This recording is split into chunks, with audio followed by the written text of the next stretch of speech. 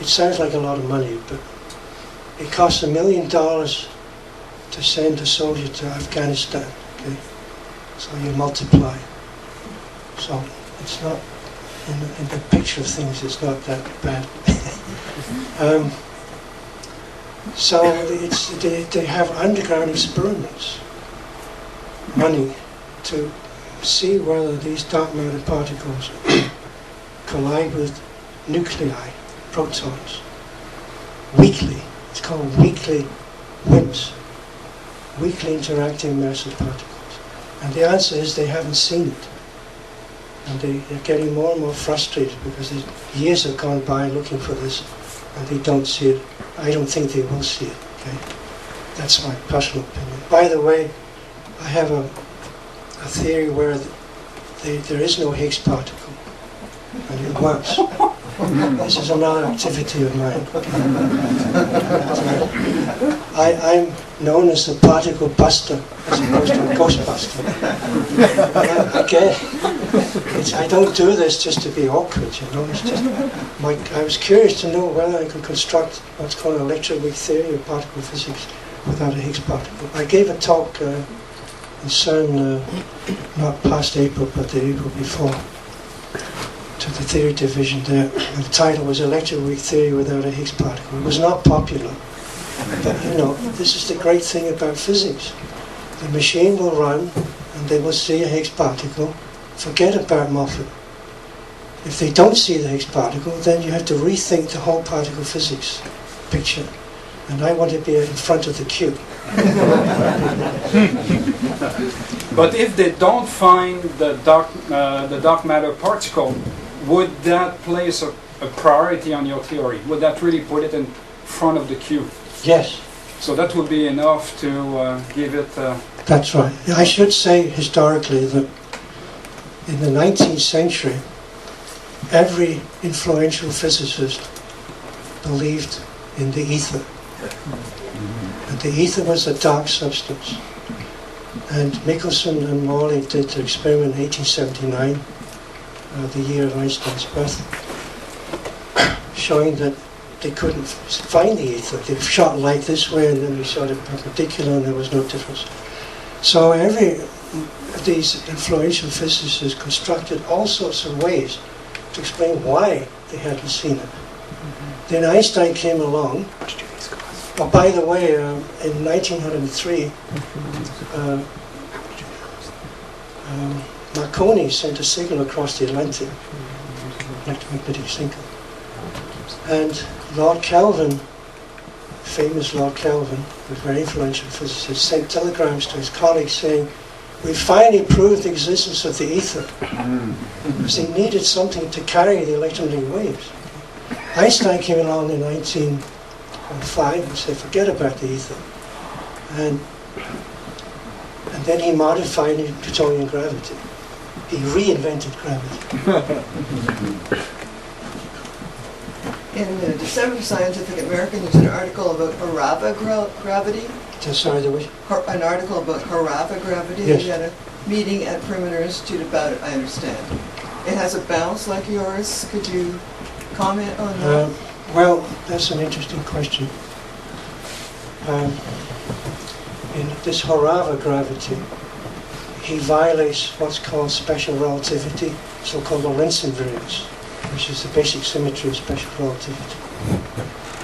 And I was one of the first people to do this in 1992, 19 years ago. And I published this. It was very unpopular. I did get it published, but the journal's referees were upset. Why is Moffat doing this? We don't want this. And I also threw in a variable speed of light, which you get in Harava gravity. And they hated that even more, okay? Now, I was at this conference, a workshop at Perimeter Institute, and I pointed this out to the audience.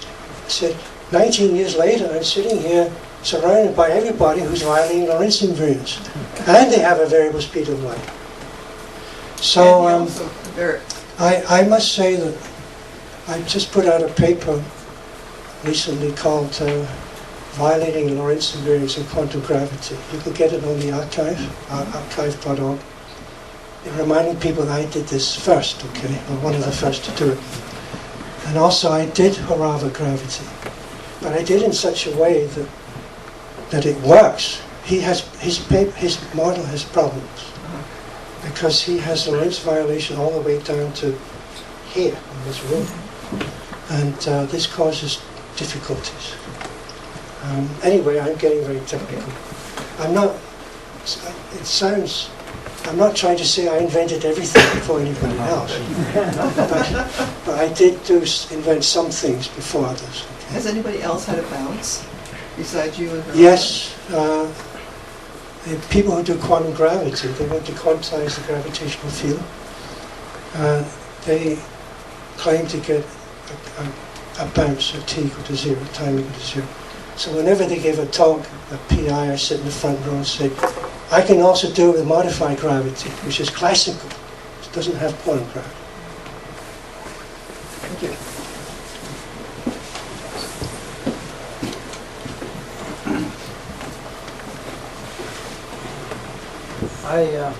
I was interested in Stephen Hawking when he came out with the. I saw it in the newspaper that he said that it's possible to. There's a variable speed of light. I guess it's a post-Einstein effect where light is not cannot go faster than the speed of light or anything. And then Hawking came out with it. I was interested in it, and I guess this was about 98 or 9, and I came down and I wanted to find out about it, and I guess it was right at the time that they kind of used analogy or whatever when he was on the Steve. They had him doing Star Trek: Next Generation. One thing I was wondering about was when I came down, 2 graduate students told me that you had done that before. Yes. Yeah, but you were never around. You were out of the country somewhere, and if I asked somebody else, I think I found out what it was like when you were talking about being ridiculed, because you had to stay in the building. I could walk out of it and not have to face it. What's it like being out there in front of, I guess, with your ideas that speed was variable? Well, it's an interesting story because I published. I sent the paper to Physical Review, which is the main journal of physics. They wouldn't publish it. And they wouldn't publish it. So I sent it to 2 journals in Europe that published it without a word. They just published it. And the European physicists are less biased than the Americans. Sounds like a political statement. Anyway, so then nothing happened. I work in lots of projects, so I forgot about it. I did it within about 3 months. The theory is, I had this idea, how can I solve what's called the initial value problems of cosmology, so-called flatness problem, horizon problem. This temperature in the universe is very uniform in places where you cannot communicate by the normal speed of light. And I had the idea, in seconds. But then I had to sit down and construct a theory. You can't go around saying to people, oh, I think the speed of light is very large in the early universe. So I had to construct a mathematical theory, so I had a modification of Einstein gravity and special relativity.